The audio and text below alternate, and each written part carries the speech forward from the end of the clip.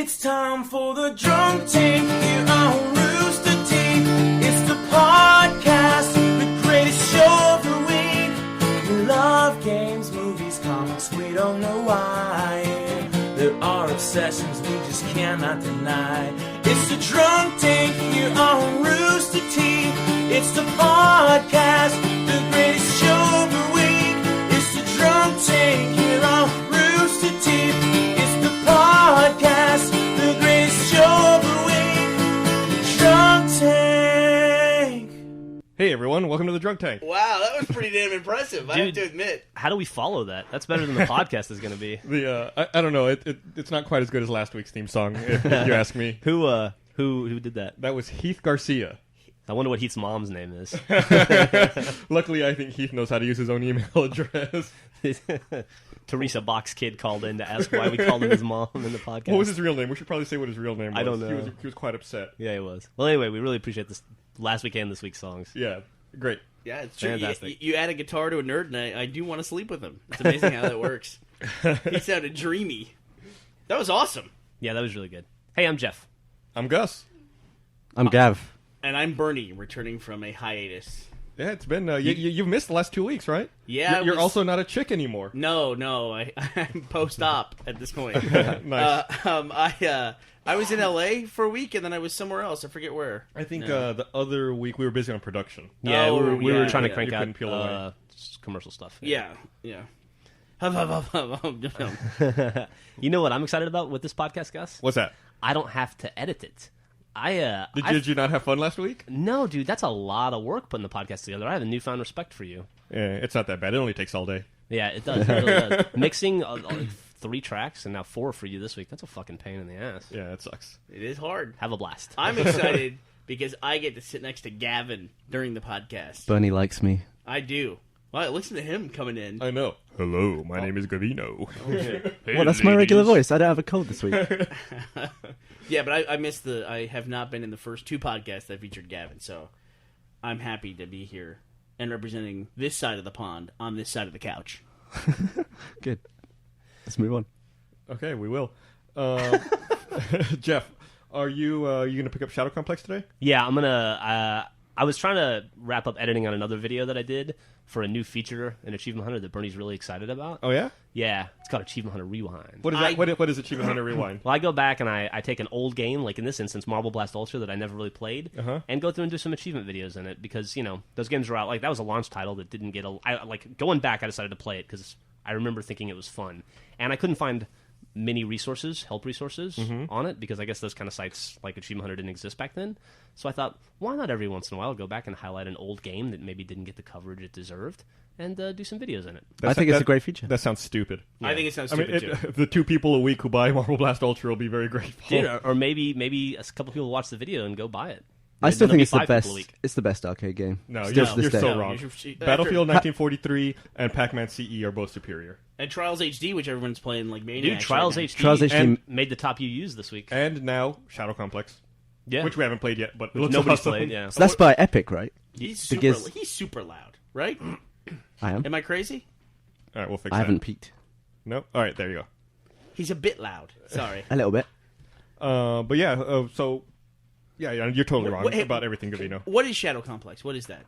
It looks, it's like a side-scrolling adventure game. I'm out. Kind of I'm like, out. Done. You don't need to tell me anything else. Because I'm you out. hate side scrollers. It was kind of like Super Metroid or Nope. Castlevania Symphony of it's the Night. like Super Metroid. That's what Done. we call. That this Lots of brings power me, ups and shit. This brings me back to what I don't like about Achievement Hunter Rewind is I don't like retro gaming. It's a thing that people think retro gaming is fun, and I see a lot of shows on the internet where they sit down and they play old games. That's totally contextual for the person. Totally. It's when you started playing games and you think, oh, these are the greatest games. And they're not. Yeah, but we're not going back to N64 games or anything. This is still stuff on the current platform. And people, no one besides Gavino is saying Marble Blast Ultra is the greatest game ever. That's true. And Shadow Complex is just drawing on an old gameplay style that doesn't necessarily exist anymore. No, that I'm fine with. Yeah, I mean, it's not, it doesn't look like shit. And, But like people who bust out like the 8-bit Nintendo and start playing Castlevania, It's not interesting. But is it not impressive when a game holds up and you can still play it and it's like, whoa, this is still awesome? Games don't hold up. Games don't hold up. You can play them for No maybe 5 game minutes holds or up. 10 minutes. No. Well, they build on each other so much, but on an individual basis, yeah, like I'll go back and play games that I used to play, but like games I used to play, like Ultima or even old Atari games, I don't expect anybody else to be interested in those games. Nobody's playing them. A big part about games and reporting on games and talking about them is other people are also playing them. You know, the shared collective memory, it doesn't work the same way with games, I don't think. That's just my personal opinion. I hate to feel so strongly about your new thing. I'll tell you another thing about your Achievement Hunter Rewind. Your logo is fucked up because you have AH, then you have the Xbox button, which is round, and then rewind. A Horwind. A Horwind is what it looks like. That's the hidden meaning. Man, Bernie's all over you today. I don't know what you did to piss him off. I just think that's a bait and switch, man. If I go to a video that says a Horwind and a dude is playing fucking Marble Blast Ultra, I'm going to be disappointed. You know that little chart we have on YouTube that shows like wind drop-offs? It's like the second there's a little blue marble, I'm like, out, gone, bye. If anybody, you don't know what's going to happen with that marble, where it's going. Yeah, a Horwind does not necessarily sound that great either. Yeah, I don't know. Also, anybody Speak for yourself. Anybody that pops a boner at whore spelled H-O-R-E's got problems. Dude, it's going on YouTube. That's a good point. I think that actually is the accepted spelling of that word on YouTube. You know, we just mentioned this kind of, but there's a cool tool that we have on the back end of YouTube where we can see on a video when people stop watching the video on average. So it's this graph of like everyone starts out watching the video and then over time where do they drop out. It's pretty interesting. It's really weird. Like as a funny and we can also see people. We can watch them via their computer as they're watching our video. So we see all the disgusting things y'all are doing. I bet you didn't know that. Yeah, we have like a backwards record button. For shame. We can drive. But the best part was last week you guys were in a video where two girls were about to make out and then they didn't, and then you two were dressed as the girls about to make out. You could definitely see the drop-offs. Like when Lindsay and Macy are going to kiss and then Matt breaks it up and they don't kiss, it's like zoop, a bunch of people stop watching, and then Gus shows up in a blonde wig. Zoop, there's another drop right off. So too bad they didn't stay watching till the very end to see when the girls actually do make out. exactly right. And then they touch butts. It was awesome. Yeah, That's not true. That's not true. nothing wrong with some good butt touching. I think butt touching is against the terms of service on YouTube. I wonder. That's probably a website, right? Butt touching. There should gotta be. I just got an awesome URL that I won't even tell you what it is because it's so fucking great. But I just picked up a URL that I thought I'm gonna see if this is available, and it was available, and I got it. I'm gonna tell you what it is. I said I wasn't. Gonna have to. I'm a bad marketer. I was gonna hold it back. No reaction to that. What? No. What kind of reaction What? would you have to that? Okay, never mind. You guys don't. You guys are. So maybe we shouldn't talk about it. Oh, okay. All right, Gus, go ahead and cut that. You guys remember we played and they kept saying in it.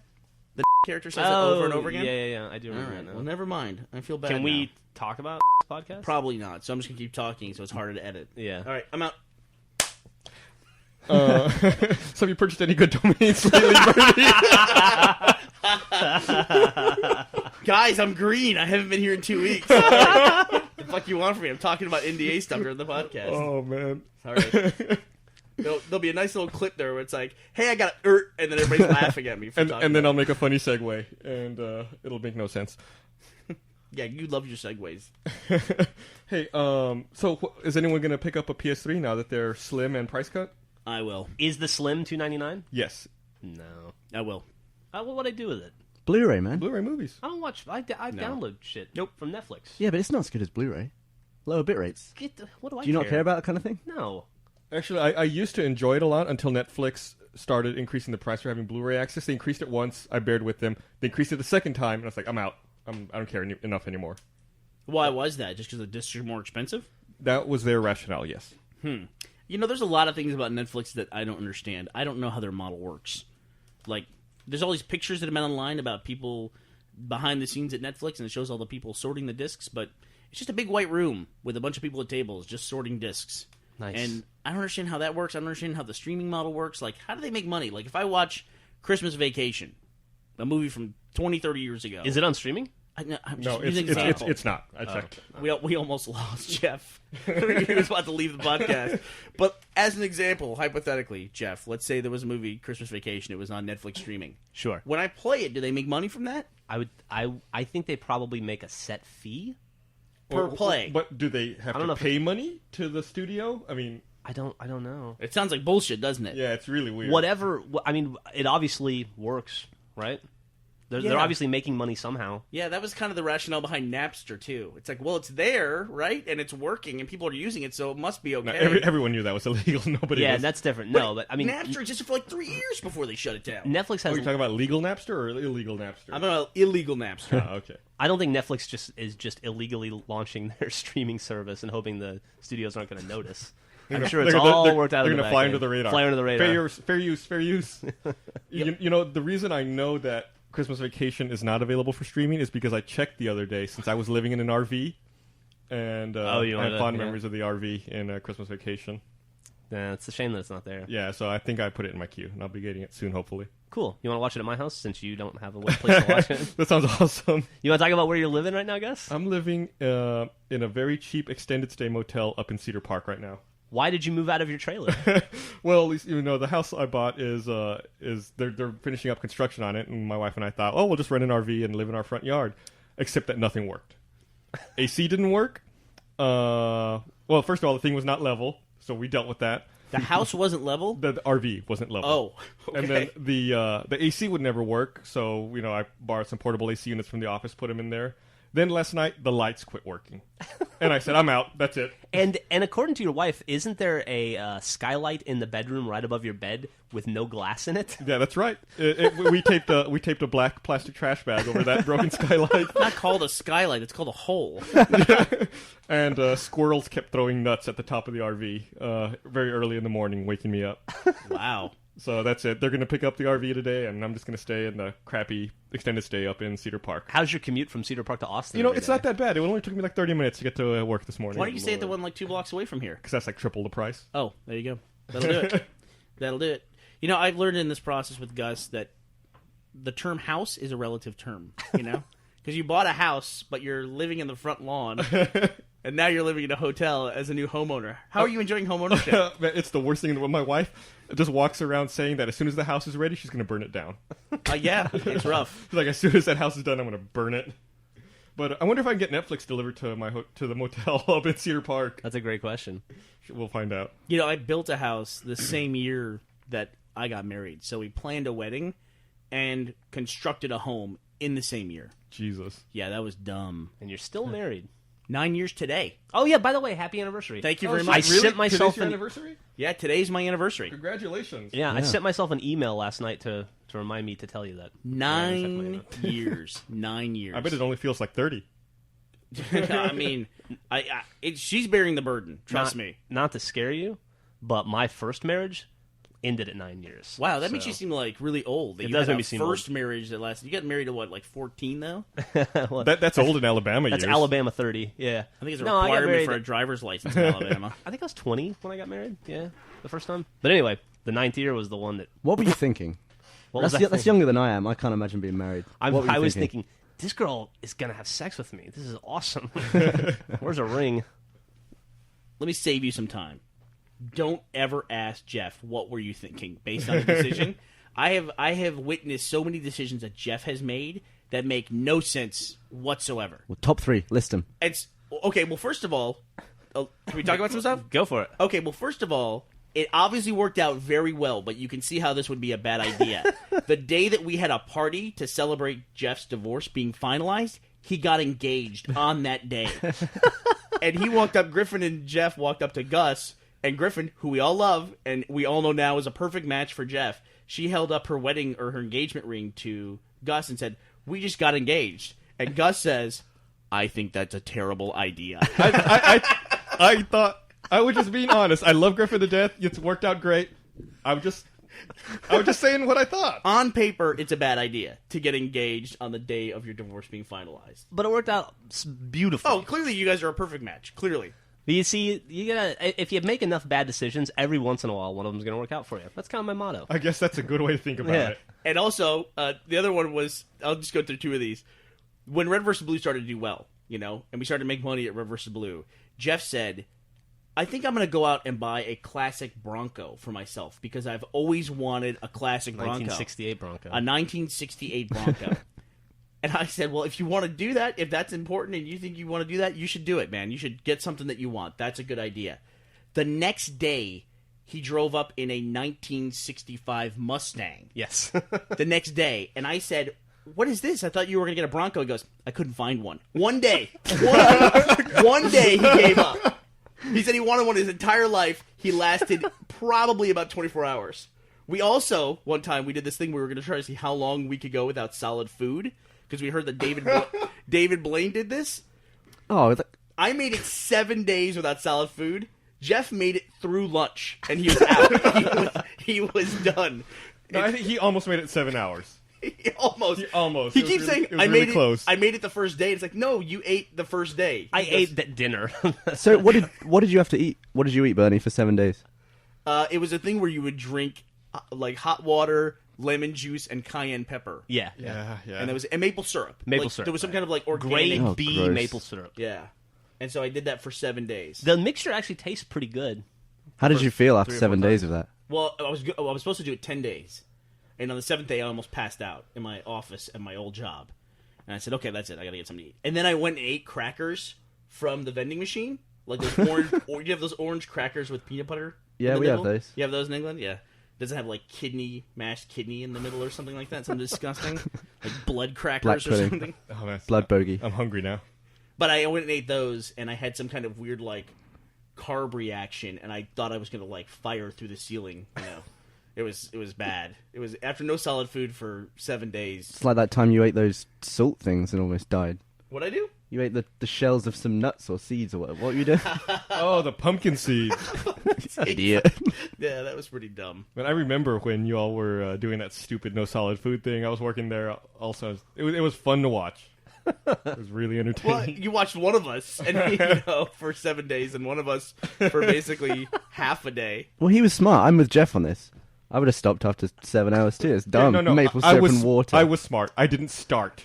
Okay, I'm with Gus. There you go. You're not interested in physically testing yourself to see if you No. can do something like that? No. I thought it was pretty interesting. What's the longest you've stayed awake in a row? I don't know. That's a good question. Because that's another like body limits. I can't do it like I used to be able to. I can tell you that. The first season of Red vs. Blue killed that for me. When I was younger, I once did like 60 hours. And that was like... That was pure torture. So you skipped 2 nights of sleep. Yeah. I can say that I probably have never done that. 2 nights in a row. Never. What about you, Gavino? Oh, I stayed up all night once, and then I went to work for a day. It was when I worked at a supermarket, and the weird stuff was happening. Like some customers would ask me for something, and I'd go upstairs and have a look, and I'd be like, I don't know what they asked me. I don't know who asked me. So I'd just like stay upstairs for a bit until they went, and then come down. It was really weird. It was like the slowest day as well. It just went really slow. Yeah. Horrible. Never doing it again. Yeah, when you're waiting to get out of work, that's the worst. Yeah. Slowest days ever. I know. Tell me about it. It's dragging on. Don't complain. I can't complain. I mean, if I leave here, where am I going to go? I'll tell you, you go work at the goddamn DMV so I get a license. I went to go get I lost my driver's license on a trip to Seattle. We switched to, Frontier Airlines, and they didn't check my boarding pass. They checked my goddamn license, so I lost my license. Fuckers don't send it to me, so I've been trying to get my license now for 2 weeks. I took Gav to the DMV because I thought, you've got to go and see the U.S. DMV at least once in your life. And you were scared, weren't you? Yeah. How many people would you say were in line? Like 12? 15? Yeah. And we waited there for about 15 minutes, and the line didn't move. It was like just standing. People were just standing. So I've been back 4 times now, total, trying to get my license. I see the line. I'm just like, fuck it. I'm not doing it. What's the worst that can happen, right? I can't wait to find out. They give me a ticket? Can you... I guess you have to do that. You can't do that. You can't get another copy online. You can't make an appointment online, can you? No, that'd be great. Or I would pay extra money to go to the front of the line. But your passport expired too, right? You don't have that either. Well, that's the problem. Well, I have my passport, which has my picture on it from 10 years ago, which looks nothing like me. and yeah, it's expired, so I get a little bit of hassle. But I mean, fuck it. I know who I am. I don't need some validation. Screw it. The TSA may require some validation. Have you seen Burnie's passport photo, Gavin? I have. It's This babyface Burnie. This Burnie ate that Burnie a long time ago. Dude, by the way, speaking of That's seven years of red versus blue right goofy, there. speaking of goofy driver's license, Gav and I went to a bar last week to get a drink, and he got carded, and he pulled out his British driver's license, which he was like 9 when he took the photo. But I was looking at it. His driver's license doesn't expire until 2058. No. It's a provisional. So this is the one I use while I'm learning to drive. Which you could use until 2058 if you Right. wanted to. Well, it's basically saying I can learn to drive between now and 2058. So I've got a lot of free time. I'm not going to rush. You should keep that, and when you're like 50 years old, use that for your ID. And show I'll do people. it. I'll never learn to drive. Picture of 12-year-old Gav. That's amazing. When you finally do get your real driver's license, do you have to turn that provisional one in? Yeah, Oh, that sucks. Yeah, don't ever learn to drive. exactly. I mean, I've already learned. I just need to take a test. No, don't take the test. I found that I saved a lot of money by never owning a car. It's probably Everyone I know has no money. Do you think there's people who are 62 and say, "Fuck, I've got to learn to drive this week. This is going to expire." You should wait till the last possible minute. I'll tell you what's wrong with these British assholes that we have in the office right now. They walk on the freaking left side of the hallway. Have you noticed that Yeah. out here? I've had It's a- like, walk on the right, walk on the right. They like always want to walk right at you. Nobody walks on any particular side. Yeah, Yeah, you do. yeah, You you do. do. Yeah, they That do for sure. You walk on the right side. It's obnoxious. I'm glad we are having this intervention, actually. It's been bothering all of us. I'm tired of like carrying a cup of coffee and bumping into you bastards. Yeah, Gav just handed me his license, and it expires. What month is 22? Oh, 22nd day of the month, May 2058. All right, I have to scan both those in and put them in the link dump now. Yeah, you're not scanning my passport and putting it in. You can take my picture. Hey, Gus, it's okay. I already scanned it. Okay, great. Here's a copy. Like every now and then when I'm filling out paperwork to go to conventions and stuff, I have to go up to Burnie and be like, "Hey, I need a social security number. I need to scan your driver's license and your credit card." Yep. He's like, "What for?" I'm like, "Oh, convention stuff." He's like, "Okay." You know, Yeah, whatever. When I used to do that before you did it, I kept in my wallet all of his credit card numbers written down on a piece of paper and his driver's license number. For a long time, And his address. For a long time, I kept in my desk scanned images of Burnie's driver's license, his social security number, and I think credit card information.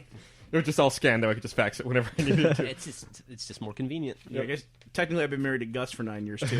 I just don't know it yet. Burnie doesn't know that I'm his third child legally. The thing about working with these guys for so long too is that we all know each other's passwords as well. Yep, that's true. Except for Gus's. Nobody knows any of Gus's passwords. Do you know, Jeff? Do you know Gus's passwords? I do. I know some. I know he uses a variation of one of the ones that I use. Yeah, sometimes. we can. You can probably look mine up on the website if you wanted to. Oh, probably so. But thinking of that, I use a different one on the website than any other password I use anywhere else. Yeah, Yeah, same here. our passwords on the website are pretty ridiculous. Yeah. Because just for security purposes. But yeah, like if I'm gonna get into somebody's computer here and it's locked and it's a password, I pretty much know everyone else's. Yeah. We just don't care anymore. Like Yeah. we'll go to somebody and say, "Is it your F password or your Z password?" No, as an offshoot of that, Burnie, it's gotten so bad that I could not remember your password for a long time. I always remembered it wrong. Right? And then you changed the password you used to my wrong password. I did. That is true.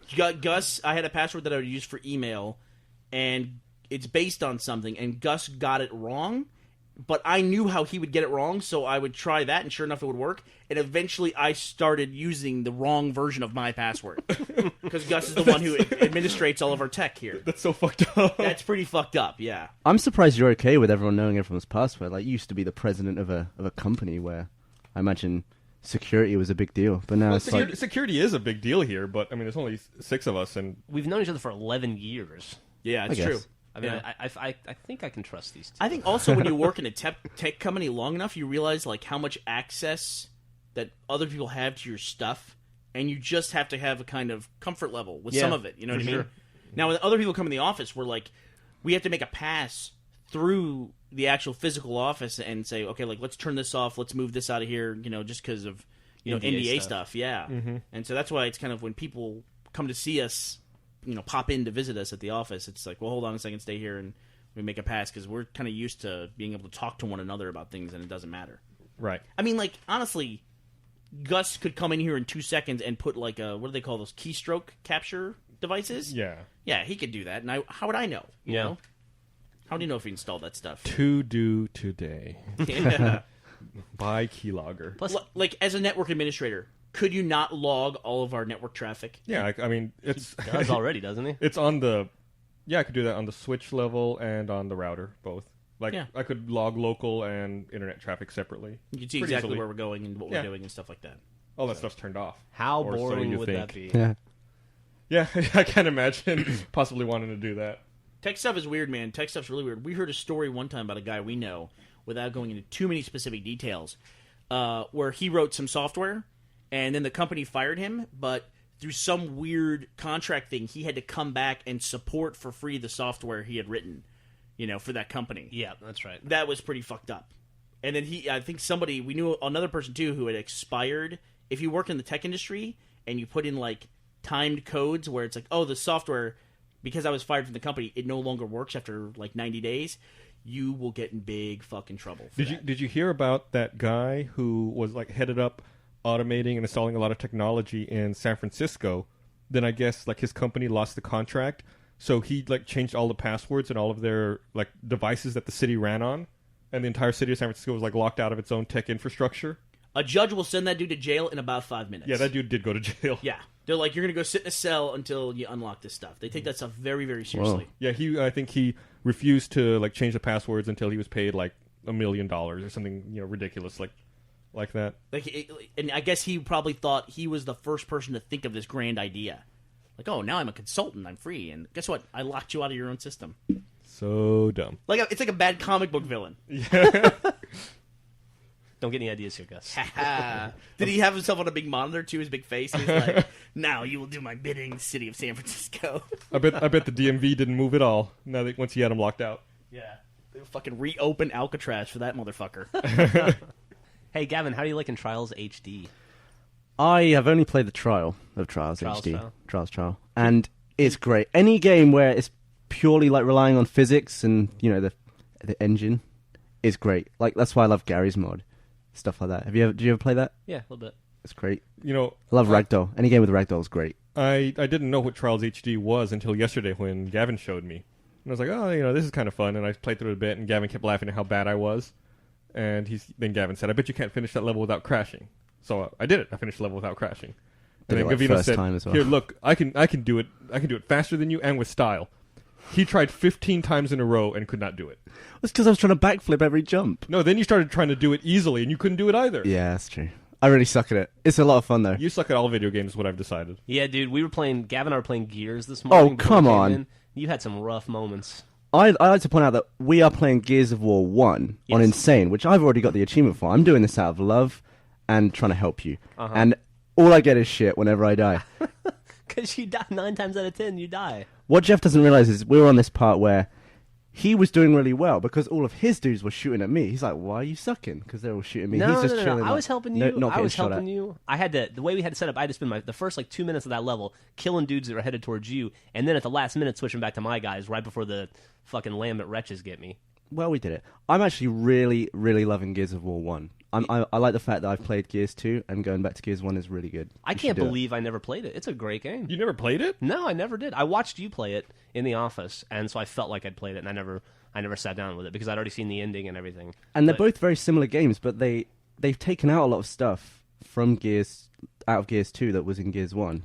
Yeah, Like, there's no Krill. You never fight those guys. I'm okay with that. And they took out Berserkers. But it's stuff you don't really notice. It's like, the game's fine without them. I guess people didn't like them in the first one. I guess it's so. like they made good changes without changing the whole game. Like, it's the same game. Yeah. I like the Krill stuff. I liked the level in Act 2 where you have to drive the car through the darkness with the light. Like, Gavin and I did that. That was a blast. I always remember that being really horrible, but it was blew- okay. yeah, It was we fun. blew through It was it. fun. I'll tell you one thing they took out of Gears 1 is they took out all the levels between that level and then when you're on the train.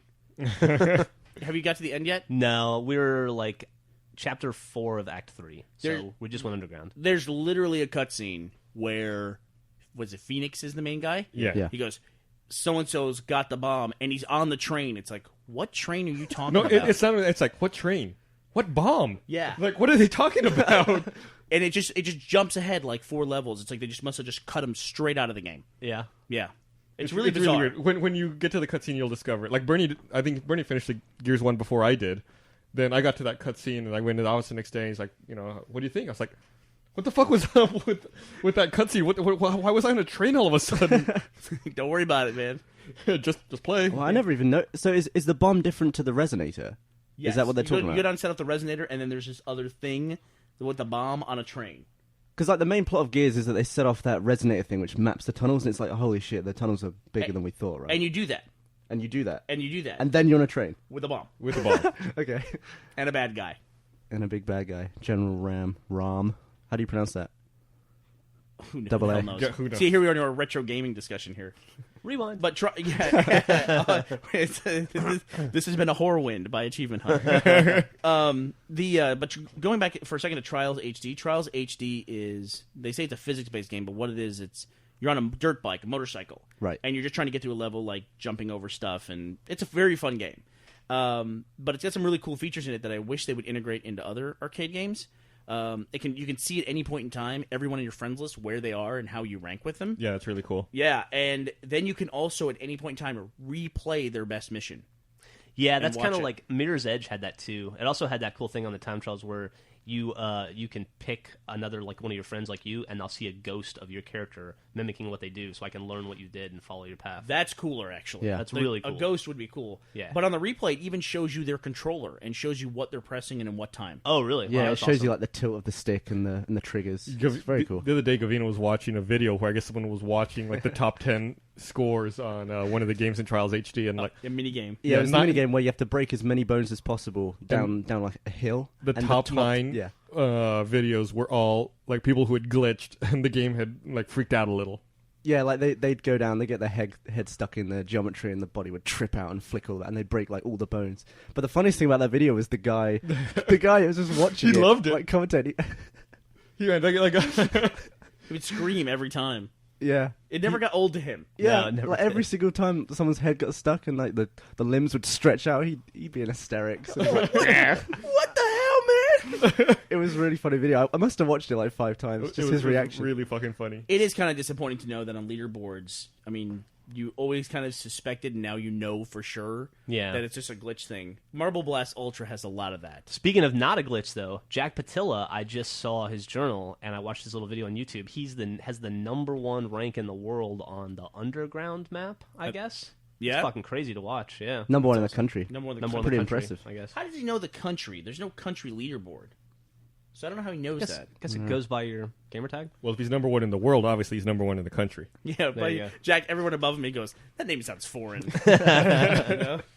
I had a weird thing with leaderboards once where I was playing Guitar Hero. I think it was Madhouse on Guitar Hero 2. And I did the song, I was trying to 5-star on medium. And I landed right next to Jason on the world leaderboard. Literally, we had 1 point difference between us. That's and it's pretty still crazy. there to Wow. this day. It's like, we're like, I don't know, like 40,000, I don't know, and 1. But really the weird. chances of landing next to someone with 1 point difference. Or even like That's recognizing impossible to do like, in Guitar even Hero. recognizing any gamer tag around you Yeah. on the leaderboard. What's even crazier is that your score's in metric. Shut And up. it's a standard. And you still ended up next to each other. But there was something else I was going to say about Trials that's really cool. Oh, yeah. Speaking of bad gamers, which, by the way, I don't care what you say, Jeff, you're the worst gamer we know. Nope. You're fucking This is terrible. true. Worse than me. You're a horrible gamer. Nope. You're no good at stuff. Nope. We'll go back to your Easter egg, Marble Blast Ultra video here in a second, but Nope. on the leaderboards for Trials HD, it shows the number of times you faulted, which is you hit B to restart from a checkpoint, or you wrecked your thing. And you can go Oh, up to God. 500 times per level. And I've got some that are like 180, and I don't care. It's like a bad shade. It's like the guys around me are like 4, 12, and I'm like 190. I don't care. That game will make you furious. I'm never going to play it. It'll make you hate gravity. It's got an impossible achievement, too. What's the impossible achievement? It does. That sucks. It's called Marathon, right? Marathon Man or something like that? It's I think it's just called It's Marathon. to do the whole circuit on, what is it, insane difficulty? no, you play through every level. Play through every level In just a one row. long line. It's like big In- streamer levels. Yeah, in one long stream without falling off your bike. Oh, holy shit! I think Never once fall off. Oh the my guy God. who's got closest fell off like 7 times or 12 times or something like that. That's fucking nuts, dude. You should see some of those higher levels. I mean, it's like you're on a bike and there's a pixel and you have to land on the pixel, basically. That's it.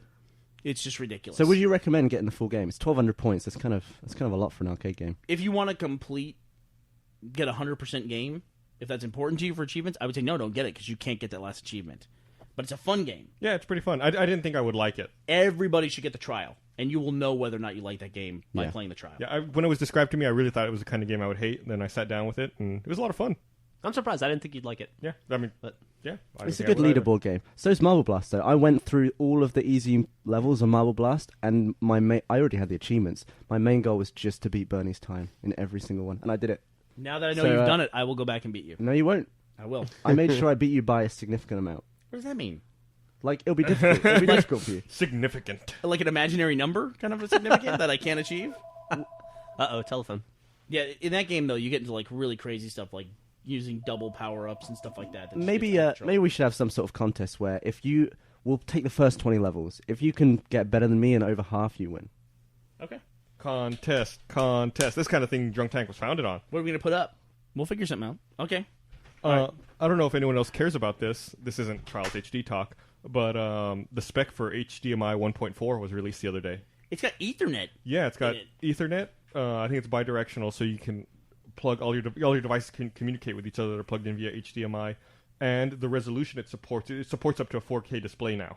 Yeah. Yeah, That's cool 4096 for by red. 2160. Wow. Man, And it's that's amazing. The same cable. I think the cable will look the same. It's like how USB Right. went from 1 to 2 and it's the same cable. Gus, explain this to me That's awesome. because I don't understand it. It seems cool that they've integrated Ethernet into HDMI because now I don't have to have an Ethernet cable. It seems like I can have all one cable. But why would I want an Ethernet connection from, say, my Xbox to my TV? I mean, there's no functionality for that yet, so maybe that's why we can't wrap our minds around it. Maybe you could have it so that, for example, your Xbox, or let's say, for example, the next Xbox, Yeah. and this is pure speculation, you could have it so that when you plug in HDMI from your Xbox to your Xbox tells your TV, hey, I'm an Xbox, these are the settings I like. Oh, okay. And an automatic, your TV automatically imports, what resolution to run at, audio settings, and things like that. Color calibration. Cool. That's just, that's the kind of thing I would imagine you could do. So in future, could you have networking with HDMI? Yeah, sure. Like a router with HDMI coming out of it? Sure. I think you could do that. I wonder how much bandwidth they have dedicated for the Ethernet portion, though. Like, I think an HDMI cable has a 4 gigabit throughput, so I wonder how much you could put through data-wise on Ethernet. I'm getting a little sick of the Ethernet connectors. They need new connectors for that. What I'm sick of is the fact that the fucking USB cable is the same width as an RJ45. Yep. Jack. We went to Comic-Con last year. We were printing receipts for customers using my laptop, and I had to go away from the booth for a minute, so Luke McKay was there, and he set up the printer.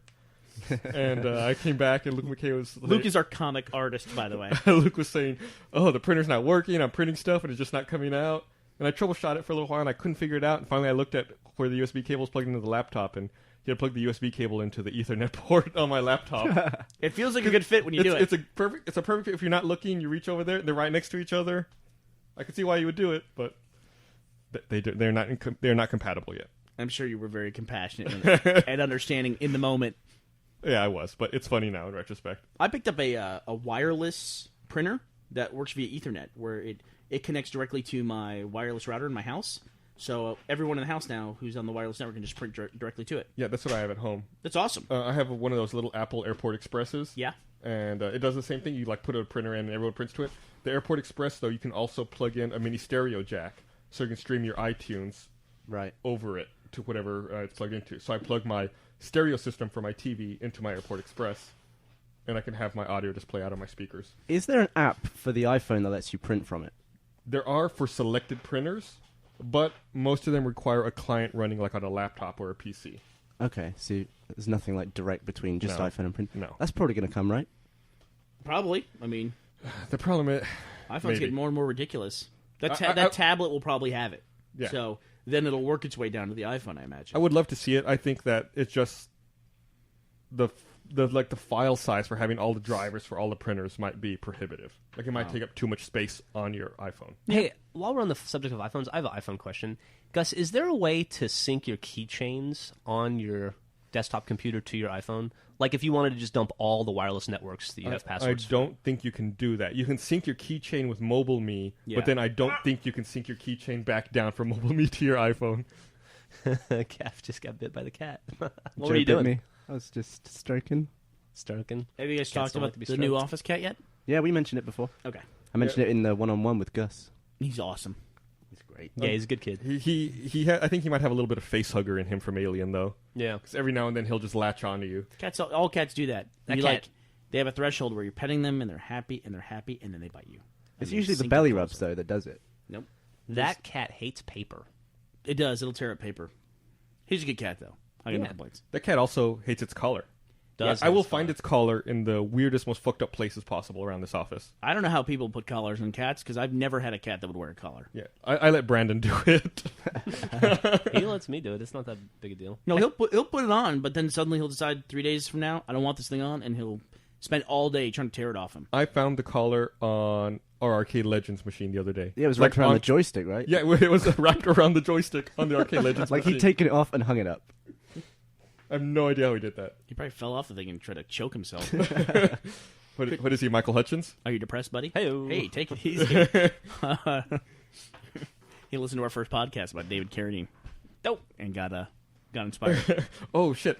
That talk of HDMI reminded me about something. Did you read that the Xbox Elite bundles are no longer coming with HDMI cables or component cables? Yeah, I did hear that. It kind of sucks. Yeah, I like the HDMI cable that came with the 360. I always thought they were being overly generous giving you an HDMI cable. Honestly. I agree. I did not expect to receive an HDMI cable. But I think it's a little weird that they're no longer shipping component cables either. That can't possibly be So true. what does it come with? Nothing? SD composite. Really? Who's Well, I gonna mean, use I saw that on joystick. I don't know that these bundles are out in the wild yet. So I don't know. I haven't seen confirmation firsthand. And that's just the Pro? The Elite. Oh, the Elite? The Pro's been discontinued. Oh, so the Elite is not going to... The Elite's replacing the Pro. Wow. I watched an unboxing video of the PS3 Slim on IGN, and it does not have, once again, HDMI or component either. The PS3 is a piece of shit. Does it? And I'll tell you why. Does it come with Does it come with the USB to make your controllers work? That's why I bought a PS3 when they first came out. Right. It does not even come with a fucking mini USB cable to charge your controller. Which you have to have. And then if you buy a controller, that doesn't come with the cable either. Really? Wow. I bought an extra controller for my PS3, no cable. And you can't replace the batteries in a PS3 controller. No. You have to use the internal rechargeable. Luckily, it's like a standard. It's a mini USB to USB-A connector. But So out I of have the those box- cables. I wouldn't have one of those. It doesn't work. No. The PS3 Slim, or I don't think they call it the Slim. It is the new PS3. It does have it. Oh, okay, well, that's good. It did have a mini USB cable in there. It also had a very nice power cord. Not a power brick or anything. It's just a cord. So that's very attractive about that PS3. Yeah, the old PS3 was like that, too. It's just a power cord. Yep, that's nice. That's nice. I don't like that big brick. Do you think people are going to complain about the lack of cables on the Elite, though? Because anyone who buys a printer now, they don't get USB cables. No, like I said, I always thought the HDMI cable was being overly generous. But the difference is the USB cable is standard. It used to be a parallel cable. Now it's a USB cable. The Xbox cable is not standard. You don't get just generic component cables and plug them into the back of your Xbox. Right. You have to get that Specific. special connector to plug in your Xbox that comes out as component cables. HDMI standard, though. HDMI is a standard, which is why I'm not upset that they're taking it away. I see. Okay. Okay. Fair enough. It's when you create a proprietary connection type and then don't give the cable that I get annoyed. Yeah. Or don't provide something that's absolutely necessary to run it out of the box. Right. Like, I don't know how Sony could possibly ship something where a kid could get it on Christmas morning and they can't run it because they don't have a cable to charge it. I mean, that'd be a nightmare. And then where are you going to go on December 25th to get a damn mini USB cable? Yeah, that's terrible. The answer? Nowhere. Come to my house. I got plenty of them. Yeah. I got like boxes filled with cables. HDMI is still pretty expensive, though, right? Nope. Is it not? You can buy you can buy cables for a penny on Amazon. Yeah.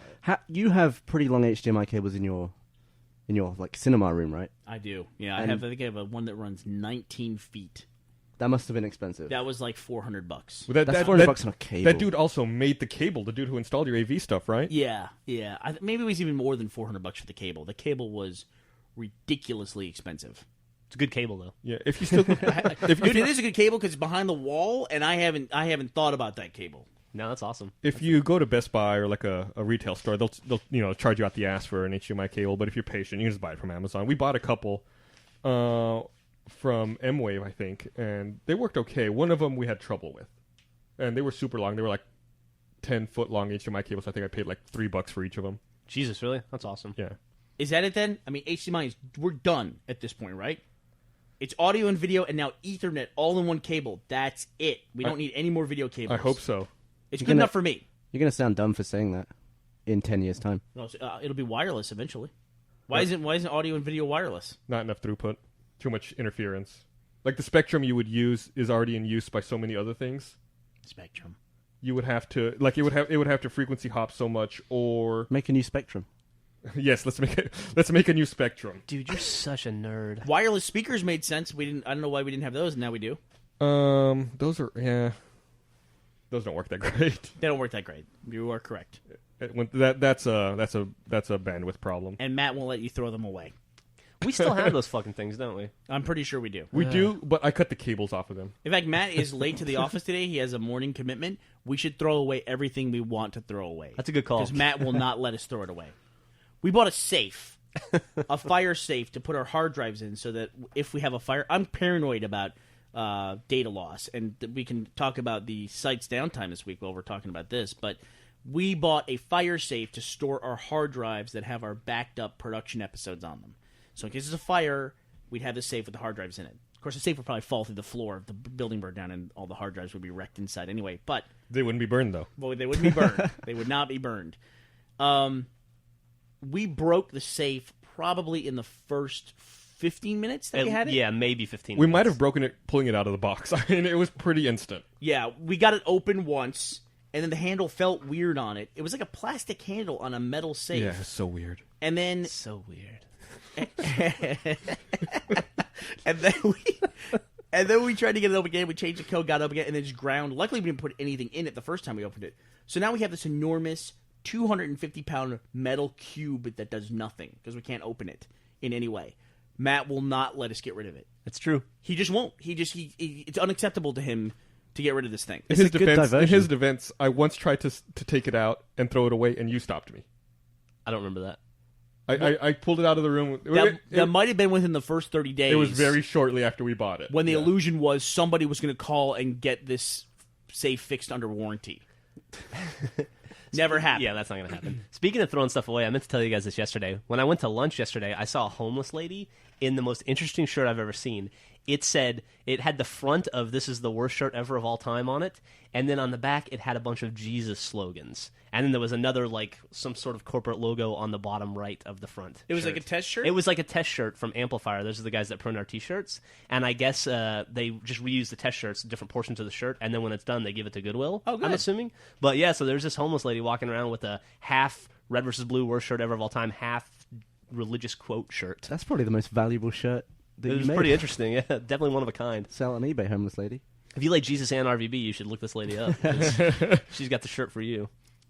Speaking of homeless ladies, you finally got to see the homeless lady that kicked me the other day. Oh, dude, when we were she's walking out so to the scary. car. She was yelling at me again. Did you I see know, that? she doesn't like you.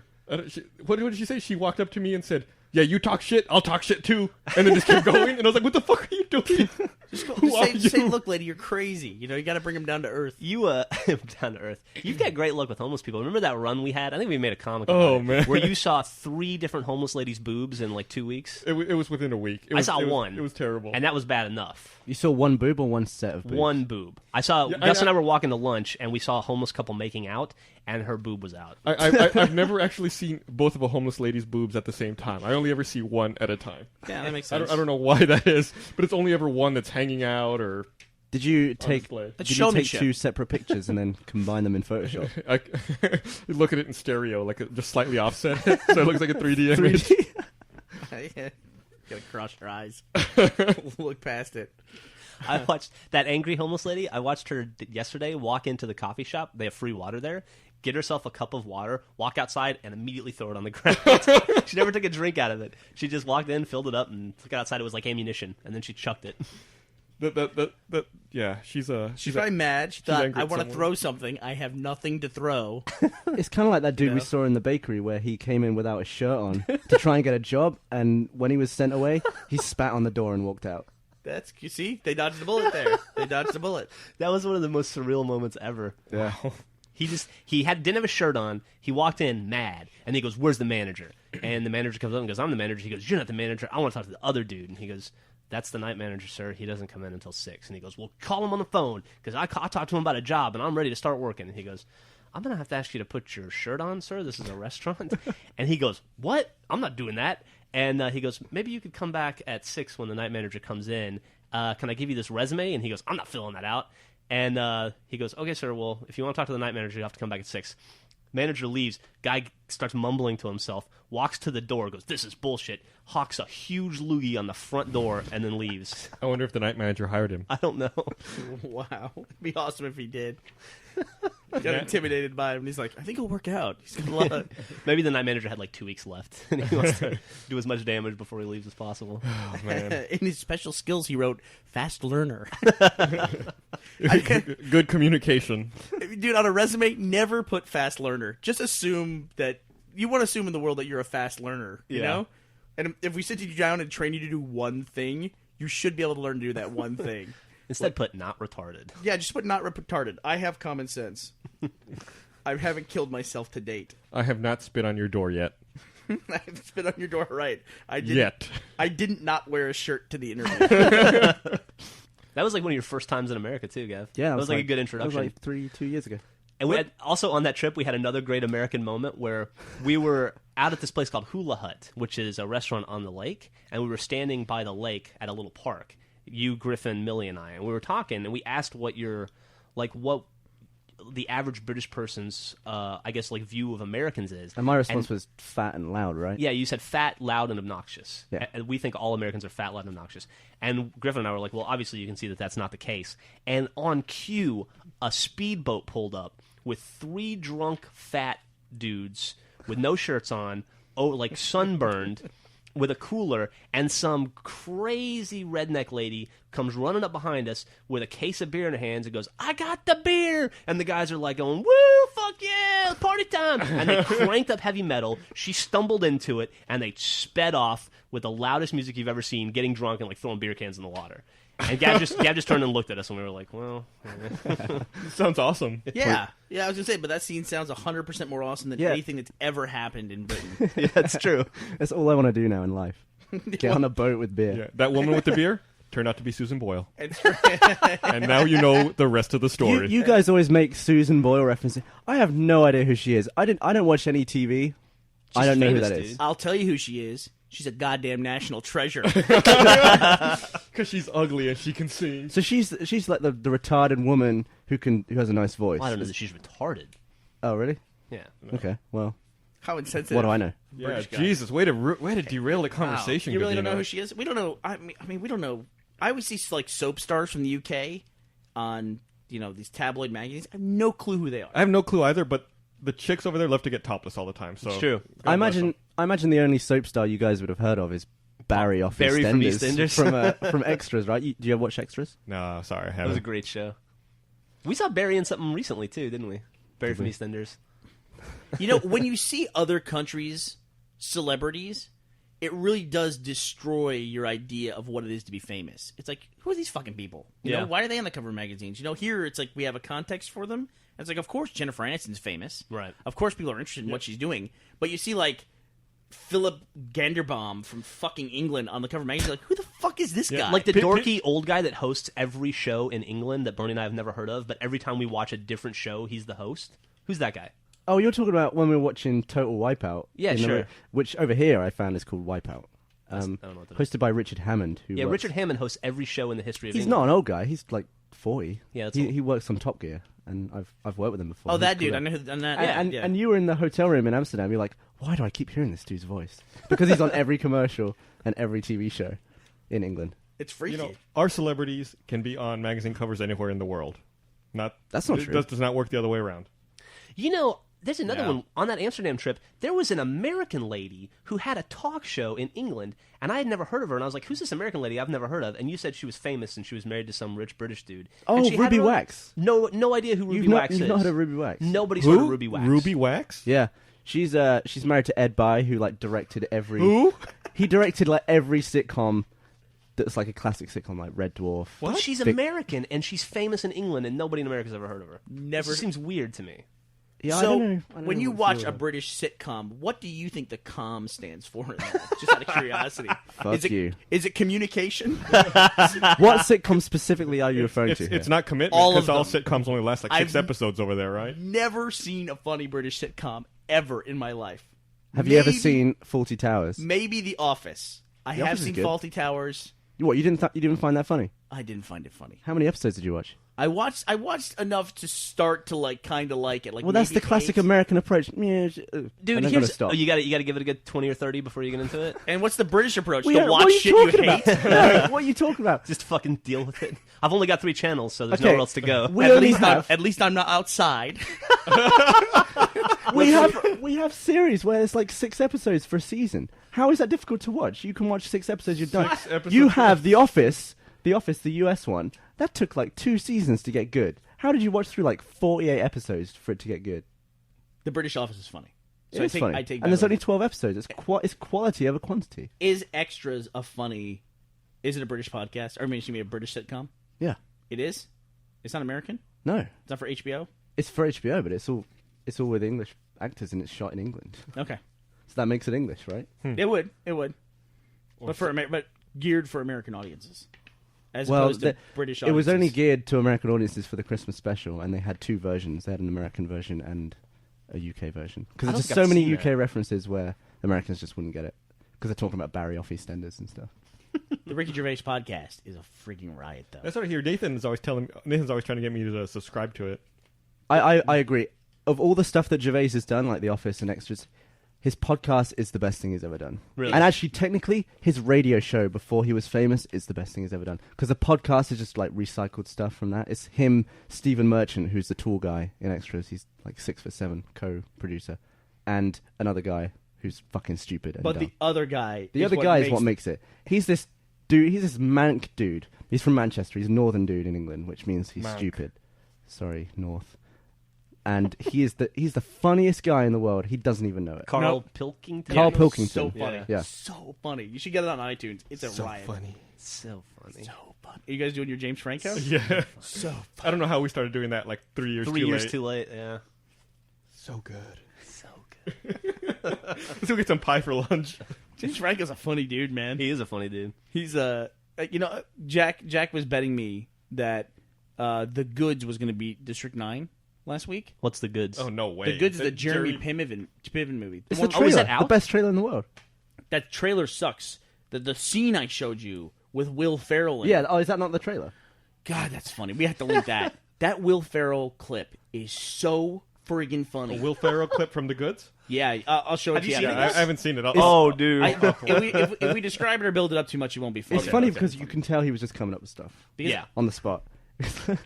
He's the only guy who had his Did wisdom teeth. Hey, Gus hasn't seen Yeah, it. yeah, yeah, Hey, sorry. did that movie come out then? Yeah, it came out. It opened in like 6, I think. or Oh, something, 5th that's or bad. 6th. It didn't have as wide of a release as District 9, I think. But still, I mean, I would never, even if they had the same release, I We're- wouldn't have claimed that The Goods would beat District 9. You're talking a difference though of like 200 theaters. Oh, is it only that small? Yeah. I thought The Goods opened like at 50% of the District theaters. 9 did really, really well, and then it did $5 million on Monday. It's up to $42.5 million. I really want to see that. I wouldn't be surprised if District 9 did more money next weekend than it did the first weekend. It'll be interesting. Yeah, I think it'll top out around 80, but we'll see. Jeff, what did you think of District 9? It was built up a little bit too much for me, I think, and it wasn't helped that I saw it at the Alamo, who does great stuff.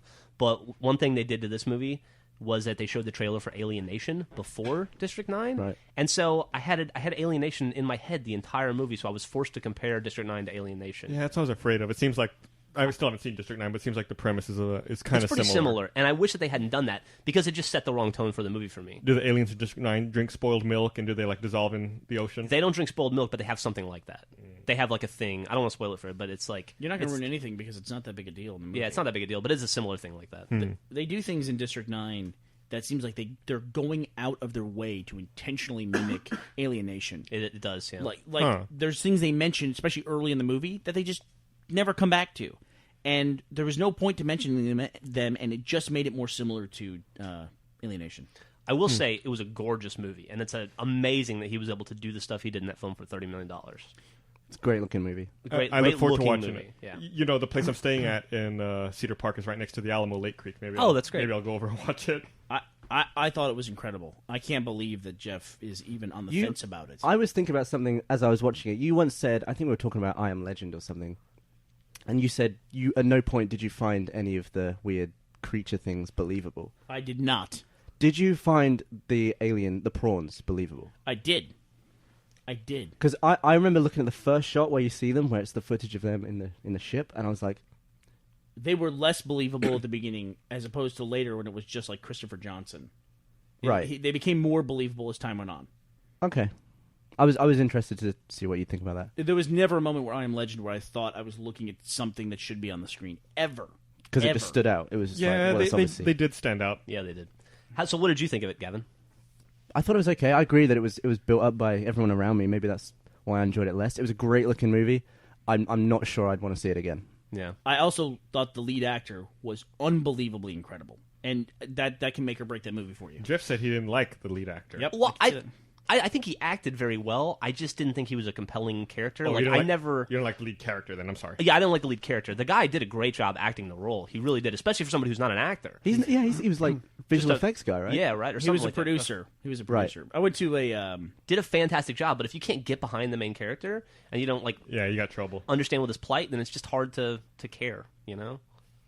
Yeah, I went to a screening here in town where Neil Blomkamp was there, and his name is Charlton Copley, and they were both there and did a Q&A afterwards, and it was just amazing, the stuff they talked about.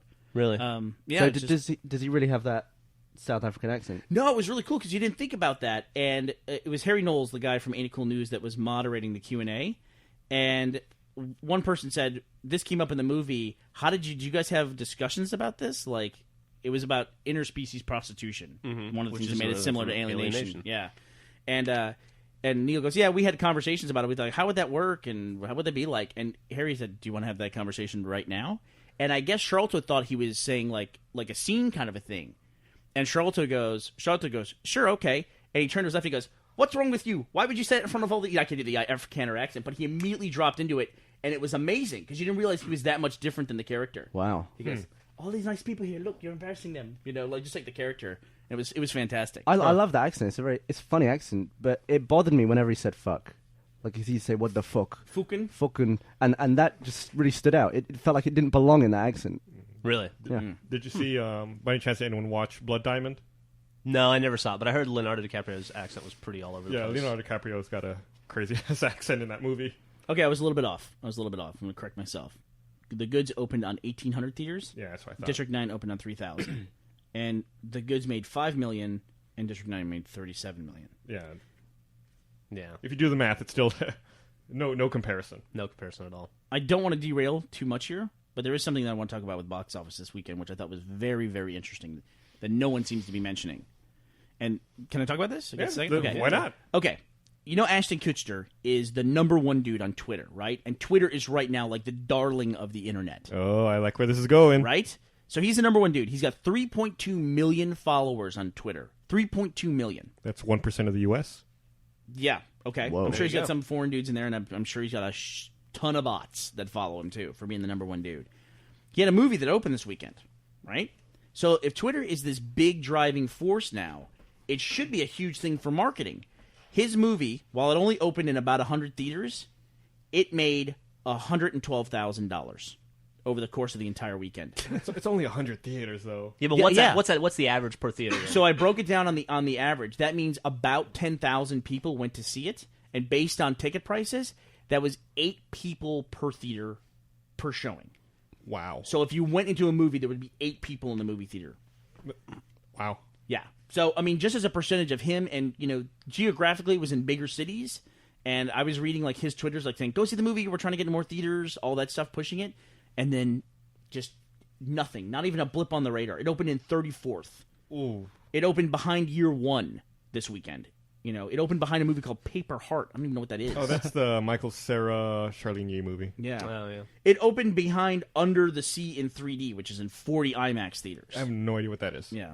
So I thought that was interesting. You know what I mean? It's like, what is really the value of having the #1 spot on Twitter then?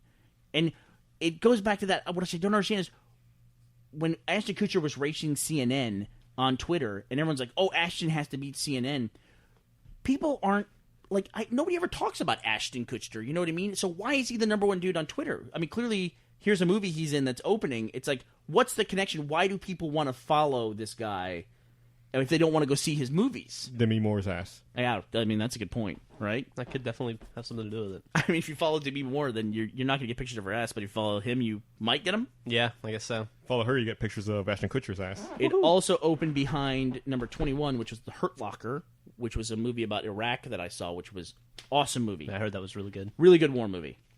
So you should go see it. Some of the combat scenes in that are ridiculous. Oh, really? Yeah. Yeah, I heard that it's like got some early Oscar attention, maybe. So, I could see that. yeah, I would like to check it out.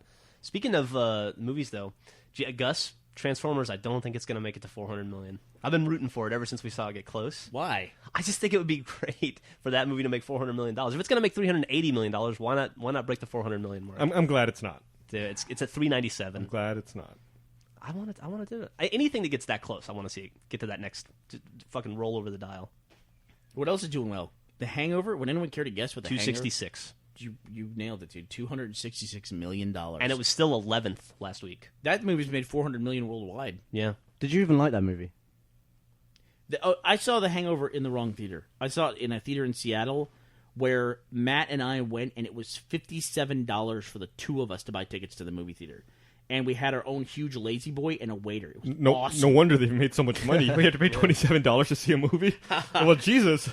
But it was it was called a gold class theater, and it was just incredible. We had a waiter. We could push a button, a guy would come with blankets and pillows and stuff. We went to a theater very similar to that in Wellington, you and I. We did. We saw a Match Point there. But that was like a box seating that we had. Mm-hmm. This was the whole movie theater. Nice. So did that stop you from enjoying the movie?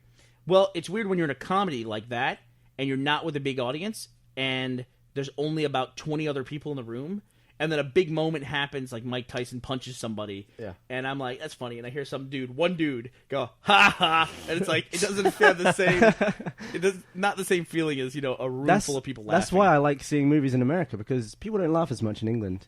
They're just embarrassed, I guess. But a weird thing I've discovered is that people will clap. Yes. People give applause at the end of a movie. What's the point in that? You're all having a good time. Who are you clapping? What's that? Who are you clapping for the star who's there incognito? I mean, if it was a screening with the director there, obviously clap. But you're just showing your appreciation. Why not? Let's clap right now. Yay! Like one time, Gus and I saw Man on the Moon, and Jim Carrey was actually in the theater back when he was dating Renee Zellweger. You remember that? No, you think of someone else. I've never seen Man on the Moon. Yeah. I thought it was you and I. No. I thought we got an early screening together. No. You were in the same room as Jim Carrey. Yeah, he was a couple rows back. And I clapped. Because the dude was there. You want to make him feel good. Because he was there. Yeah. When I landed in Austin... You never know. They You never clapped. know. Well... Passengers on the plane clapped. They were happy to be alive. Yeah, that's weird. That's weird. That too much. I mean, I imagine if he was dodging a lightning storm and he landed a plane. It's his job. He does it hundreds of times a week. Wow. Okay. All right, man, Mr. Sourpuss. I thought I was in a bad mood. Gavino over here. Mr. I'm just saying, clap when it's necessary. When is it necessary to clap? When you really need to clap. You don't need to clap a plane landing. At sporting events, when your team scores a goal. Yeah. There you go. When Arsenal beats whoever the fuck else. No, Fuck Arsenal, he's a dude. Tottenham Fuck guy. Arsenal. Arsenal are my nemesis team. Oh, okay. When they beat your team? No kidding, you're a big football fan, and when somebody scores a goal in football, it's like the end of the damn world. People are taking off their clothes, they're running around screaming. Because it only happens once a season. Make a big deal out of it. All right, we got anything else to cover before we wrap this up? Yeah, what's coming out this weekend? Inglourious Bastards is coming out. You guys want to watch that? Shit, is it coming out? God damn, Yeah, I'm gonna so see it. fucking backlogged on movies. Yeah, I gotta go see that. I want to see The Time Traveler's Wife. That looks pretty cool to me. I heard some people saying some good stuff about that movie. Here's what I'm trying to work right now, and I'm going to say this because my wife, my lovely wife of 9 years, never listens to the podcast. God bless her. Our anniversary dinner, I'm trying to work it out so that we can go down to San Antonio, which is an hour away from where we live, and there's a nice river walk where we can have dinner.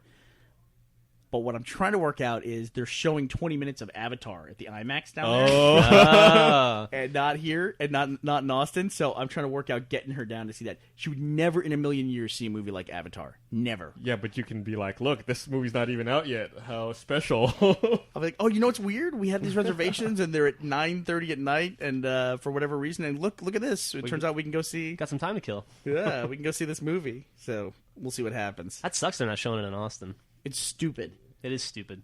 Fuckers. You know what else I'm starting to hate? Like, San Antonio is a huge film community. San Antonio is the 10th largest city in the nation, but still, give me a break. Still. I mean, it's not like they're trying to fill a friggin' theater. Yeah. And there's a big IMAX. Yeah, it's ridiculous. It's fucking Austin, Texas. Amen, brother. Amen. What the That's hell? right. Who's coming in our door? I wonder where they are showing it. What's up, Hullum? Here's the problem I've got too. Is that I guess Austin, because it's such a tech boomtown and is so dependent on like the economy going up and down, and we're now at a downturn in the economy, we're starting to lose a lot of direct flights that we would normally have to other cities. Yeah, here in Austin. we have lost a lot of flights. That sucks, dude. Going to Seattle for PAX is going to be a fucking trek for us. Dude, we lost San Jose. We lost Seattle. We're about to lose Toronto. Yep, too? Toronto's going away. It sucks, man. Which means we got to connect through Dallas, which makes every flight like 2.5 hours longer. Going to PAX, we're connecting through San Francisco. Fuck, what? Yeah. Do you even do that? Why would you do that? We're connecting through San Francisco. Then coming back, we're connecting through Houston. When Matt and I came back from LA, thank God that's still a direct flight, even though it's on fucking Southwest, which is like a bus with wings. We connect. We land in Austin, and they say if you're staying on the plane, connecting through with us to Dallas, just stay in your seat and we'll count. I'm like, who are the idiots who booked a flight that connects through Austin? How do you even do that? You know, when we came back from Comic-Con, we flew Southwest. It was because those are the people who fly nonstop San Diego to Austin. And I got up to use the bathroom, and I looked at the flight manifest in the galley back there. And that plane, in one day... See if you can remember this. Yeah, we took off pretty early from San Diego. It had already flown from Oakland to San Diego. It was going from San Diego to Austin, Austin to Dallas, Dallas to Lubbock, Lubbock back to Dallas, Dallas to Houston, Houston to Orlando. That was one day in that plane's life. That's a busy day. Yeah, I'll tell you, I can pick all the places in the world where I want to land a plane. Lubbock is none of them. That's got to be that's the flattest, driest, hottest part of Texas. Landing a plane there must be just like practicing crashing, essentially. We're just gonna run a quick crashing drill here, real quick. So, I don't know if you guys have noticed, like, because when you fly back into Austin, where we've had now, 50 days over 100 degrees? Yeah. This is my angry part of the podcast. But landing in Austin now, you can tell when you're getting close because the turbulence just starts going crazy. It's unbelievable how rough landings in Austin are now. Yeah. I can't wait for the summer to be over. I can't even begin to discuss it. You guys fly a lot. Do you ever get nervous when there's turbulence? No. Never. Never? I like it better because it's something to do. The only time I ever came close to getting nervous, Gus and I were flying back from South Carolina, from Nevada one time, and it was at night, and I looked out at the wing, just because we were sitting in the just sitting by the wing, and there was like black ooze dripping out of the wing. It had like bubbled up. And there was also frothing. there was also duct tape right there on the wing. Duct tape? Yeah. Bullshit. What airline? Oh, it was American, right? No, it was like a regional carrier for Continental or something. Okay. Like, Well, we just laughed it off, but I was pretty sure we were going to die that the night. worst turbulence I've ever had was when you and I were flying down in New Zealand, I think, on that Qantas flight. For an hour. Yeah, it was pretty bad. It was rough. It was heavy turbulence for an extended period of time. Matt's bringing us trail mix. Is Drunk Tank making everybody hungry? Why? Bring it over here. That's not cat food, Joe. That's the sound of a delicious snack Come right here. there. I'll put some of your nuts in my mouth. Come on. Bring them But this way. I've never really gotten nervous flying. However, one time for some reason I did have like a mini freak out on a plane when I was flying back from Japan like 3 years ago. Woman.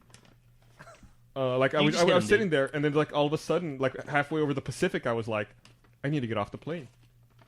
And I was like, oh shit. And then like the rational part of my brain was like, oh shit, don't do this now. And then so I went to the bathroom and I locked myself in the toilet for like half an hour, like trying to calm myself down. Then eventually like I calmed myself down. I was like, okay, I can go sit down again. Yeah, but what brought it on? That's, Nothing. That's not like you at all. There was no turbulence. The flight was going fucking smooth. I was coming home. Everything was fine. All of a sudden I freaked out. You know, Jason went through a period where just out of the blue he didn't like to fly anymore, and it made him nervous. And it lasted for like 6 months, and then he was fine again. Mm-hmm. Don't you know what they call that? They call that a moment of clarity. You're like, holy fuck, this is my life. It's like I'm in a metal tube 35,000 feet over an ocean. Yeah. Those are your moments of rationality when you're like, what the fuck am I doing? I've seen Lost. Gravity works. I've seen evidence my entire life. This fucking plane is bullshit. Gravity's been around a lot longer than this plane has. That's exactly right, man. That's exactly right. I always used to think about how bad it'd be if you survived a plane crash and then got trampled by people freaking out in the plane, trying to get out. That'd be the worst thing. Or dying of smoke inhalation. Yeah, while you're on the ground. Yeah, you remember that flight that crashed? Or was it in Sioux City? Everyone thinks of like that plane that comes in. It's the one that lost all its hydraulics. Yeah, Delta airline. It tumbled across the. There were a lot of the people who died in that flight were smoke inhalation deaths. Good. Like, I cannot imagine that. You get on a plane. I've flown. I don't ever get nervous. I know exactly where the exits are. I know how many rows I am from the exit. I just do stuff like that. When we used to be before 9/11, we could carry pocket knives. Yep. And I would take my pocket knife out and I would put it in the seat back thing in front of me, but like on the outside, clip it so that I could grab it if I had to. Yeah, I had a Leatherman, and I used to do the exact same thing if I had to cut myself out of my seatbelt. Have we talked on the podcast about the flight I took with Matt a couple weeks ago to Comic-Con? Did we ever discuss that? I don't think so. I got on a flight with Matt. We went through security together. He got pulled. He got his bag pulled, and they went to go through it, and I stood there for a minute, and the lady's like, do you have anything you need to tell me about in your bag? And he's like, no. And then the lady pulled out a knife, like a pocket knife, and Matt goes, oh, that's weird. I guess I left that in my bag. I didn't even realize I had it. And she's like, no problem. Made him go through again, flagged his bag again, had a second knife in his bag. He tried to fly with 2 knives in his bag. I'm surprised he's not in jail. They were really cool about it. He should be. But he should be. I mean, the dude tried to go through with 2 knives. Then he immediately went and got like a large coffee and spilt it all over the ground. he was having the worst morning ever. It was hilarious. Man, this sounds rough. Gosh, you were in a security line one time when they did a bomb drill. Oh my god, that was the worst thing ever. I think it might have been that same flight when we were going to New Zealand. Yep, I was in the international terminal at LAX, and I was getting close to the metal detectors. And then all of a sudden, like, some dude was going through the metal detector, and he ran through it instead of walking through it. And the security guards all yelled something. Like something. They yelled it, and I turned to my wife and I said, "Did he yell bomb, bomb, bomb, or run, run, run?" And I stopped for a second. I said, "I guess it doesn't matter really either way which one he yelled." What happened? But all the security personnel disappeared. Yeah, they all like went into rooms and like all this stuff started happening, and they left all the passengers there by themselves. Yeah, and then they came back out and they're like, "Oh, it was just a drill." I was like, "What the fuck?" It's like, yeah, a little warning for us. Don't everybody stay calm. We would have been just fine. Yeah, I mean, like security. No one tackled the dude. They like ran into like reinforced bunkers and like closed the door. Yeah, you guys are all dead. All the cattle are dead, but the ranchers are fine. A couple years ago, when Jason and I were flying to the UK, we had to connect through Chicago. We flew Austin, Chicago, then Chicago to London. And our flight in Chicago was delayed, like every flight there. Except they said it was delayed because there were mechanical issues with the plane. So we had to wait an hour and a half. So wait an hour and a half, and they're like, okay, we fixed the mechanical problems on the plane. I'm like, finally. So, we get in line to board the plane, and I'm looking out the window at this giant plane we're about to get on, and they fire the engines up, and one of the engines under the left wing like starts spitting out this huge, billowing black smoke. And I'm like, maybe they didn't fix this problem. Then we get on the plane, and the pilot comes on and going, apparently we're still having some issues with our air conditioning. Air conditioning's not working right now. Right. We're going to sit here for a while our mechanics try to fix it. And I remember I was aiming Burnie. I had my sidekick at the time. And Burnie replied, rotten hell, asshole. You're going to die. We are unsympathetic. If we're sitting next to somebody on a plane, and they're like, I'm a very nervous flyer, we go, well, don't worry, we fly all the time. And then as soon as we're going to take off, I'll turn to Geoff and I'll say casually, yeah, we're not going fast enough to take off. Or, if there's a noise on the plane, I go, whoa. That's not right. What was that? My wife's a bad flyer because she got in a flight that was so turbulent, all the overhead bins opened. And that's a legitimate reason for being a bad flyer, I think. Yeah. But I want to kill this asshole she sat next to on the plane because when they started to have turbulence, he said, I'm a traveling salesman. I fly every single day. I go through this kind of stuff all the time. And as the turbulence got worse and worse and worse, they were going through one of those like Midwest thunderstorms trying to land in Kansas. He pulls out pictures of his kids to say goodbye.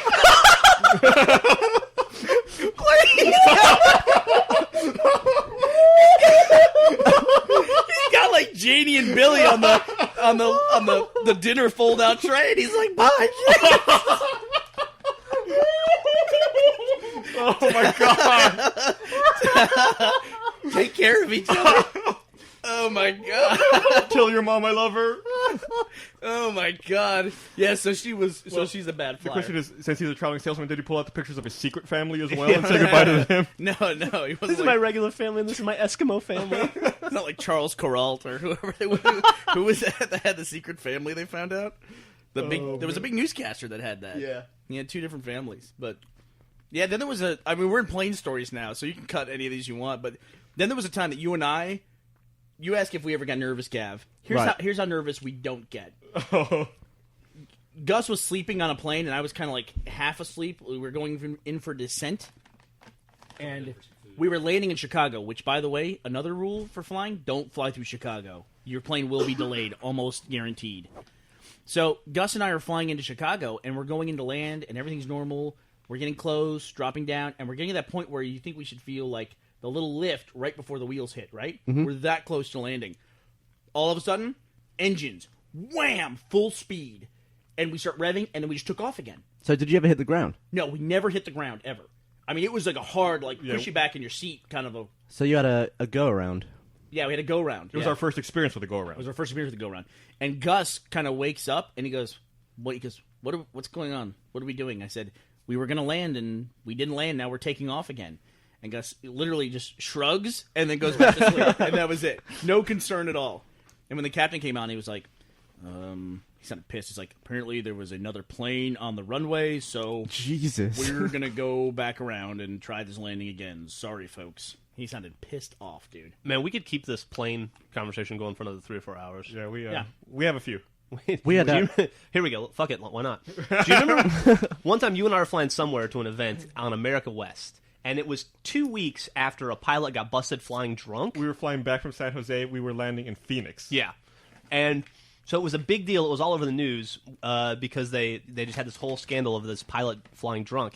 And Gus and I were the last people to get off the plane for some reason. We decided we wanted to be the last people. We'd never been the last people to get off the plane. Yeah. You got to do stuff like that to keep it fresh, right? And as we're going, getting off the plane, there's really nobody left on the plane. They already had the cleaning crew coming through and fixing shit and tidying up. The pilot door opens up, and the pilot kind of saunters out to say something to the flight attendant. And waitress, whatever. And he had a huge cocktail in his hand, and he looks at us, and we see him, and he froze like a deer in the headlights. And he looked at his cocktail, and he looked at us, and looked back at his cocktail, and we just started laughing and walked out. And to my knowledge, he's still standing there. It was a whiskey and Coke. Yeah, it was awesome. Gus, I remember one time you were on a flight where you were sitting close to the cockpit. And do you want to tell it? Yeah. I was flying back. This was when my old job before Rooster Teeth. I was flying back from Minneapolis, and it was a nighttime flight. And I was sitting in the first row in first class, and we're at that point where we're about to take off, and they're cutting from over to the auxiliary power unit in the plane. They cut off ground power basically, and so they're doing that. Then all the power in the plane just shuts off. All the lights go off, the engines die, everything turns off, and the cockpit door's still open. The pilot goes, "Fuck!" And the flight attendant very quickly runs up from the back of the plane and closes the cockpit door. Well, shit. Gavin and I were coming back from Amsterdam. Yeah, we were flying to London from Amsterdam. And we were taking off, on the runway, revving up the speed, taking off. All of a sudden, hits the brakes in the middle of the takeoff runway. And the pilot comes on and goes, yeah, we have kind of an emission up here from one of our instrument panels, so we're going to troubleshoot. We're going to troubleshoot up here, and figure it out. We'll get back to you in a minute. And then Jason and Gavin and I are discussing, what does an emission mean? Does that mean a noise, it made an alarm? And Jason goes, I think emission means smoke. And I was like, oh, shit. I go, well, yeah, we're not taking off. 2 or 3 minutes go by. Yeah. Pilot comes back and goes, yeah, we got it all worked out, so we're just going to take off. Everybody make sure you're prepared for takeoff and you got your safety belts buckled. Takes off from the middle of the runway. Doesn't even go back around or anything like that. Wow. I didn't even know that's possible. amazing. Just gunned it. One time when I was in the Army, I was flying from Iceland to America, and from Iceland to Boston. And we took off in Iceland. We were 3 hours towards, it was a 7-hour flight, so we were 3 hours in the air towards America, and the pilot came on and said, yeah, we're gonna have to turn around and go back to Iceland. We've been having trouble this whole trip getting the landing gear to retract, and we thought we'd just, make it, but we've determined that we don't have enough. That there's so much wind drag that we're not going to make it to Boston. So we're just going to go ahead and turn back around and fly back to Iceland. So the wheels were out the whole time? The wheels were out the entire time for 3 hours. It's been loud. And then, like, halfway through, they decided, yeah, I guess this is, This is dumb. This is Bad dumb. idea. Let's turn around. That sucks to be 3 hours into a flight that has to turn around in the middle of nowhere. And then I was stuck in Iceland for 2 days on top of that. Poor baby. Yeah. It was How's cold. Iceland? It was okay. It's kind of like Alaska, really. Yeah? Yeah. Never been there, but thanks for the reference. Oh, okay. I've always wanted to go to Iceland. They have a crazy governor? Yeah, they have a crazy governor.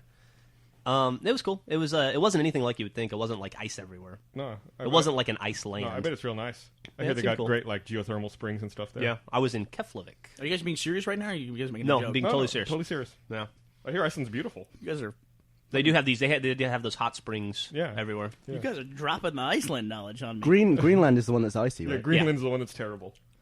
When I was in elementary school, who knows how true this is? When I was in elementary school, I was taught that they named Greenland to Entice people. to try to trick the Vikings to attack Oh, really? Greenland instead of Iceland. It's like Oh. when you look at the map, it's like where you want to go, Greenland or Iceland. Nothing you could possibly learn in grade school could be fake. So I'm sure it's accurate. All right. So anything else before we wrap this super long podcast up? Nah. Have fun editing this one. Yeah, it's gonna be an all-nighter. We didn't talk about the downtime, but I think we explained that on the site pretty well, what Yeah. that was. That was pretty much my fault. Because I told Gus, yes, definitely take it down. Well, in the it's middle my of the day. fault because I thought it was only going to take 2 hours. I didn't realize there's 10 million fucking rows in that goddamn table. How many rows did you think there were? I thought at worst there might be 4 million. Wow. And there turned out to be 9,812,000. And most of those are the same jokes said over and over again. Yeah. There are a bunch of lolcats in there. Lol, butts, haha. We got the episode out there. Yeah, we did. That was pretty cool. And that's actually the reason why I said let's go ahead and do it, because I knew we could still deliver the episode, Yeah. even if we had taken down the community side. Yeah, even without the database, we can still serve static content. We were just in a situation where there was a slight problem with the database, but the slight problem caused a bigger problem where it made the backups fail. And I am, like I said before, super paranoid about data loss. And so I didn't want to lose our users' data, like their journals and stuff, for a couple days if we had a hardware failure, which is unlikely. Yeah, but still. yeah. We had just had a hardware failure. One of my external USB drives that I copied those backups to had failed. Yeah. So we were already operating on a diminished capacity. Yeah, it can be pretty bad when you're just operating, you're not paying attention to that stuff, and then you need it, and you're like, wow, this drive has been bad for 6 months. Yeah, I just bought 2 new drives and I put one in yesterday. So we should be good for a while. All right, that's it. I'm done. All right. Well, thanks for listening, everybody.